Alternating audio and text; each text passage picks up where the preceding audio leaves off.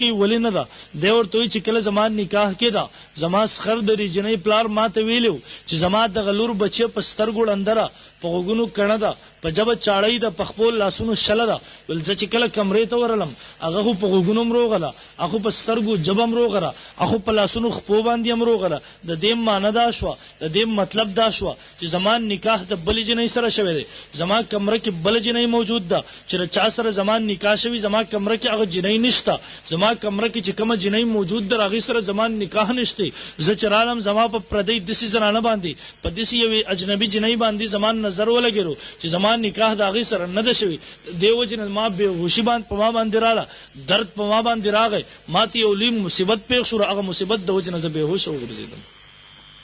هغه ورته وایي سره ورته وایي ساده سړیا دا امستابي به د زمالور ده دا ستاغه خزر رجستان نکاح کې راغلی دا ورته وایي ساده سړیا زما دا مطلب نه و چې دا پستر ګړندره زما دا مطلب نه و چې دا واقعي په خپل اسونو شل ده ول زما مطلب دا و چې بچي زما د لور زما په کور کې صرف د دې جنۍ یو مور ده یو زه پلار یم زمون کور کې د دې ویلور نه علاوه نور اولاد نشته صرف دا لورم ده ول زما مطلب دا چې په دې سترګو باندې زما د لور په پوره ژوند کې د شکار نه دی کړی چې الله په ناراضه شوی الله په ناراضه کیږي ول ما تعبیر وکړو دا غینه په دې سره چې زما د لور لاندې ده ول زما د لور په غوګونو سره دې اوریدل نه دی کړی چې پاغي سره الله ناراضه کیږي نو ما تعبیر وکړو هغه په دې سره چې زما لور په غوګونو باندې کنه ده ول زما د لور په دې جواب باندې د خبرې نه دی کړی چې الله په ناراضه کیږي یا خو د مور سره خبرې کړې دي یا د پلار سره خبرې کړې دي یا په دغه جواب باندې د قران تلاوت کړی دی د نبی رسول الله والسلام احادیث الوستری ورته ما ویل چې په جواب باندې چاړی دا ول بچي په دې خپو باندې زما لور درې کور نه بهر ته نه دوتلی د سکارې په دې خپو باندې نه دی کړی د سي طرف ته نه دوتلی چې الله ناراضه کیږي ول ماته تعبیر وکړو په دې سره چې زما لور پخپو باندې شل ده زمالور په دې لاسونو باندې د سکار نه دی کړي چې باغې سره الله ناراضه کیږي ول ما وی چې په لاسونو باندې شل ده ول بچي ز په سوچ کې ما وی چې د دې متقی لور د پاره د دې پرهیزګاری لور د پاره با د دې یو پرهیزګار الکه سړی ماته چرته پیدا کیږي ول چې کله تراله د پلان کې دومره لري علاقې نه تام مزل کړو د یوې منې د معافی غوښتو لپاره د یوې منې د اجازت طلب کولو لپاره ول ما وی ها نن کې انسان ډیرم تقوادار شي نن کې انسان ډیرم متقی شي دومره تقوا او پرهیزګاری انسان کې ناراضي چې د هغه علاقې نه د دې علاقې پورې مزل وکي او د یوې منې اجازت حاصل کی ول ما وی چې ته د اعلی درجه متقی زما د لور ستاسره لګيږي زما د لور سمون ستاسره راځي تم پرهیزګاری زما لورم پرهیزګار ده ول ما وی چې خپل لور نکاح راشه د دې سړي سره وکا د دینه بل لوی سړی د دینه بل خسړی به تاسو بل چرته په نظر راځي بس تاسو سوچ وکړئ جی هغه سړی دی هغه الګ دی چې هغه وي په پوره ژوند کې زمان نظر په اجنبي جنۍ زنانه باندې نه دی لګي هغه زنانه ده چې په پوره ژوند کې پسترګو غوګونو لاسونو خپو باندې د شکار نه دی کړی چې الله په ناراضه کیږي اوس دغه خزه خاون اولنې بچی چې کیږي هغه ته ویل کیږي امام اعظم ابو حنیفه رحم الله در امام ابو حنیفه رحم الله مور پلار دي امام سے ژوند انسان وګوري نن خو محترمو فتنې دي نن د هر طرف نه هغه د ظالمانو لاسونو جبه بلند شوی دي هغه جبه زما استاد دغه مشرانو پسې بلند شوی دي په دغه ظالمانو جبه دغه زما استاد دغه اسلاف پسې وګدي شوی دي په صحابوم تنقید په ائموم تنقید کوم خلکو چې دین حفاظت کړی دی کوم خلکو چې دین ماوتا تر رسیدل دي ماوتا تر رسول دي کوم خلکو چې خپل ژوند قربان کړی دی نن دغه د ګستاخو جبه نن دغه بیادبو جبه نن دغه بیادبو قلم دغه حضراتو خلاف خوځيږي او ها محترمو ماوتا باید چې د خپل اسلاف سره کامل محبت وساتو ځکه دا زما استاد د ایمان سره تعلق ساتي د ایمان سره دا یاد وساتئ بعضی وخت کې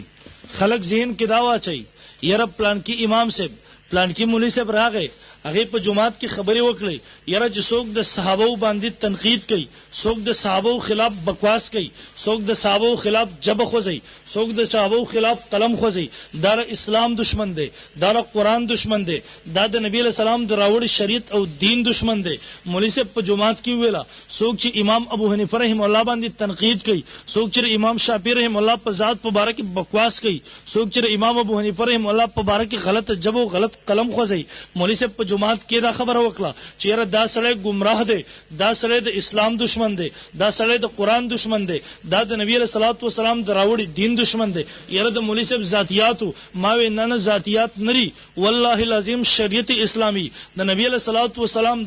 دین د خلکو حفاظت کړی دی، د خلکو تحفظ کړی دی، د دې خلکو په ذریعہ سره ما او تا ته رسیدلی دی. که کله زما او ستا په معاشره کې په صحابي باندې تنقید شروع شو، که کله زما او ستا په معاشره کې د صحابي خلاف بکواس شروع شو، که کله زما او ستا په معاشره کې د امام ابو حنیفه رحم الله په ذات باندې خلکو بکواس شروع کو، د امام ابو حنیفه رحم الله د ذات په حواله سره خلکو اعتراضات شروع کړه، بیا ما او تا دغه سره بایکاټ ونکو، ما او تا دغه جبې بندې نکړي، ما او تا دغه سیس روکتام ونکو، ما او تا دغه سیس سدباب ونکو. والله العظیم زما او ستا ایمان را پورته نشو، نو والله العظیم دا خبره دلالت کوي په دې خبره باندې چې بیا زما او ستا ایمان د هغه درجه نه دی چې کله د الله په دین باندې حمله کیږي زما ایمان را پورته شي، زما او ستا ایمان بیا د هغه درجه نه دی چې کله د نبی صلی الله علیه وسلم راوړی شریعت باندې خلکو ظلم کو، خلکو اعتراضات کول، هغه شریعت او دین د نبی صلی الله علیه وسلم خلکو ختمولو کوشش کو، بیا ته په دې پوه شه چې زه په هغه خلکو کې نه یم چې زه د نبی صلی الله علیه وسلم د شریعت محافظ جوړ شم، زه د نبی صلی الله علیه وسلم د شریعت دپاره خپل ځان قربان کما، خپل مال او خپل جان او خپل اولاد قربان کما. ها که نن ستا په زړه کې د دې خبرې درد راغی چې یاره یو سړی را پاسي دا په صحابو گزار کوي، دا د نبی صلی الله علیه وسلم په صحابو باندې بکواس کوي، دا غوی په باره کې غلط قلم خوځي، دا د نبی علیہ السلام د صحابو د شاګردانو دغه لوی لوی امامانو په باره کې بکواس کوي، دا غوی په باره کې غلط جبه خوځي، دا غوی په باره کې غلط قلم خوځي. بستا ایمان داو چې ته را پورته کړې تاوی دا زما ایمانی فریضه ده، دا زما دین سره تعلق ساتي، دا زما شریعت سره تعلق ساتي. ته په شو واقعي ستا سره د دې خبرې درد شته، واقعي تر نبی علیہ الصلوۃ والسلام د شریعت په هغه محافظینو کې چې کله په شریعت باندې حمله کړي تب مې قربان کو.